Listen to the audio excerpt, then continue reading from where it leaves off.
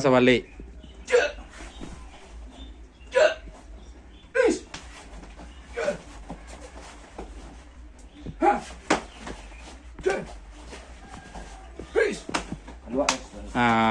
Mak kalau keluar duduk di belakang panggung kau.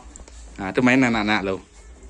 Sudah main anak-anak kau baru bawa main asyik lukah. Le dapat ketus setelah nak. Ya. Hah? Asyik lukah itu baku pun orang dia. Ya. Macam lukah. Ya.